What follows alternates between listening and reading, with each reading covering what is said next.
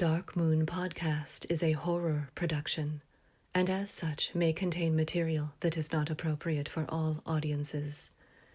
Listener discretion is advised. Are you fascinated by the dark and the unexplained? Do ghost stories set both your heart and your mind racing? Do vampires, wraiths, monsters, and spirits give you thrills and chills? If so, please allow me to be the first to welcome you to the Dark Moon Podcast. And now, the Dark Moon Podcast proudly presents our holiday-themed episode, Episode 3, Yule, by M.R. Murphy. Narration by Timothy Piland. Special original music composed by Christina Brice Dolanc. Happy holidays. We hope you survive this episode. See you soon. Yule. Driving through the darkness on the longest cold night, returning from family, from festive delight. Through primeval woods, through narrow country road, presents and packages all carefully stowed.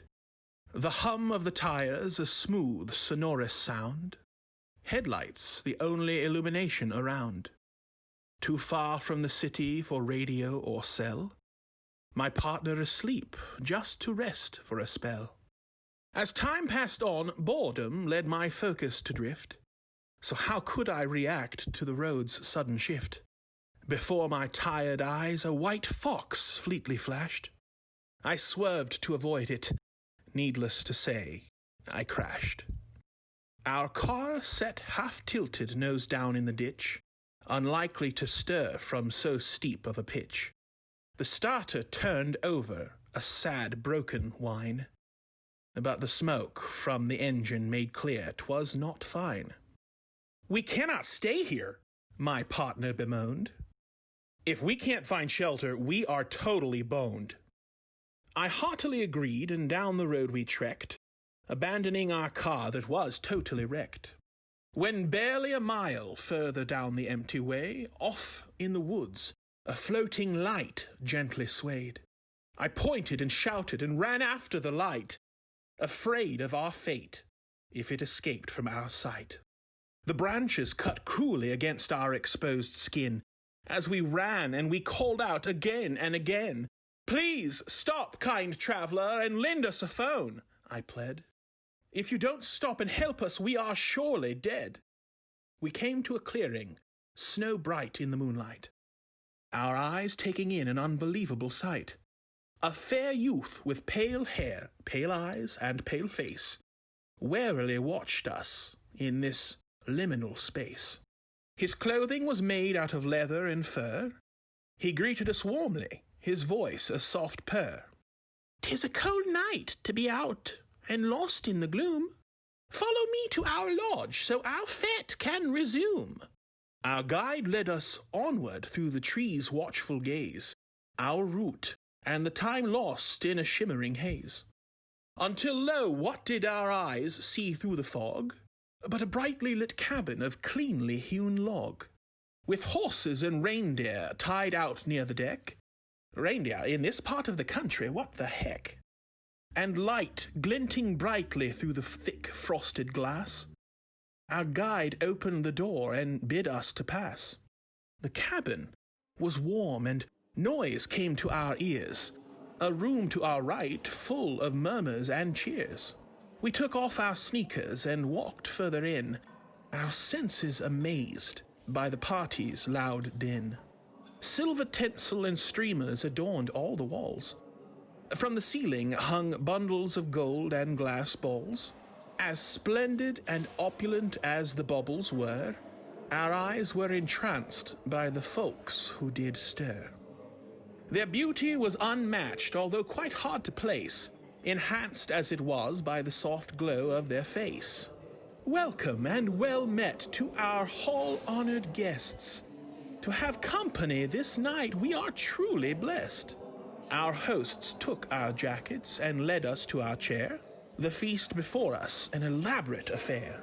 Potatoes and stuffing and honey-glazed ham, cookies and trifles served with freshly jarred jam. Most stunning of all kegs of myriad brew, foaming and crystal with a faintly red hue, their taste indescribable, so smooth and sweet. Famished from our long journey, we began to eat. After eating our fill, the plates were cleared away. Thank you for the dinner, but we really can't stay.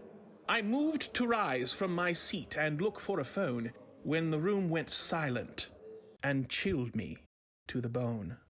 A regal, ancient elf, long of hair and of ear, stood in the doorway as the others pulled near. He cleared his throat loudly, his eyes locking with mine, and that's the moment I realized that this was far from fine. The others slowly encircled us where we sat, movements sinuous like a predatory cat.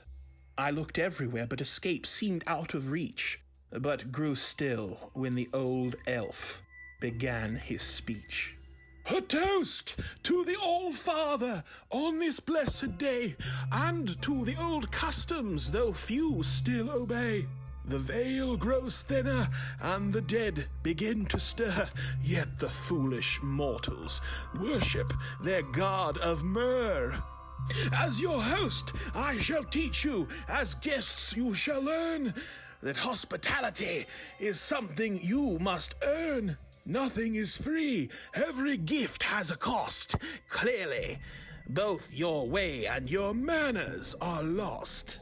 No holly or evergreen bough have been saved, no oats have been offered, no meats have been shaved.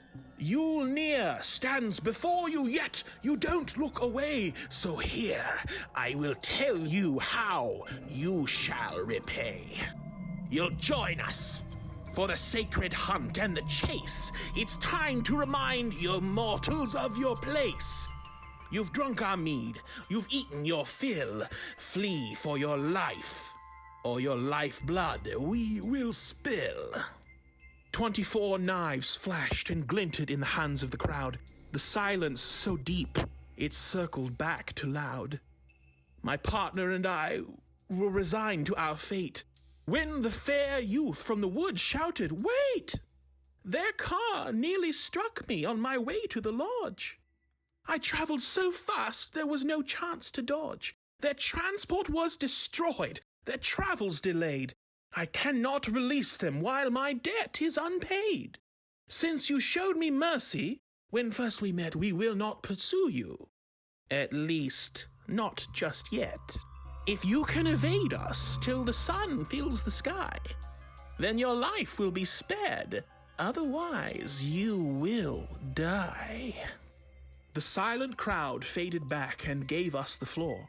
My partner and I, we booked it towards the door. No time to grab jackets, no time to put on shoes. If it's run or die, the hell would you choose? We sprinted into the night as fast as we dared, though the snow and the cold left our movement impaired. Once distance and trees hid the cabin from our sight, we pulled out our phones, not to call, but for the light. Making use of this head start which we were bestowed, we looked for the trail that would lead us to the road.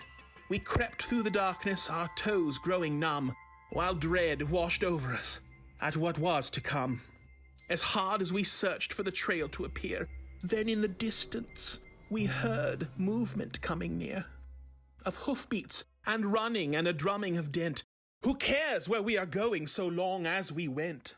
Our cold limbs grew heavy as we ran through the wood, pursuit growing louder, definitely not good. We dodged and we wove, not yet willing to yield, when the woods parted around us into a field. 'Twas too late to turn back, the moon too bright to hide. Our hunters all too soon be at our side. To the clearing we ran, there was naught else to do. Scant moments later, our pursuers came into view. The sleds, drawn by reindeer, thundered through the ice, filled with elves and weapons, a frightful device. The reindeers were flanked by a pack of red-eyed hound.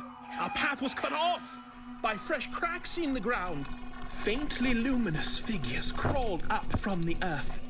their skulled faces, a mocking rictus of mirth. The dead hunted us too, as we were now trapped, and in that moment something inside me snapped. The stags reared and bellowed as their harnesses pulled taut, and the sleigh rumbled over the path oh so fraught. The braying of hounds, the steady tinkling of bells, the host's merry singing promised myriad hells. My partner dragged on me to get me to move. Stopping here won't help our situation improve. We looked for an opening through which to flee, but the dead stretched out as far as we could see. We were left to come to terms with our fate. We would not last till sunrise, it was far too late. We held each other in our last moments alive, and watched with resignation as our killers arrived. The hounds and hosts circled, wicked teeth and blades bared, complimenting our efforts. How well you have fared! Knowing what was to come, I told my spouse goodbye and shoved them forward. The wild hunt, you join or you die. We hope you've enjoyed this terrifying episode of the Dark Moon Podcast. Please make sure to subscribe anywhere fine podcasts are served. And of utmost importance, please make sure to review our podcast. You'd better leave a 5-star review if you know what's good for you. It helps us terrorize others in the future.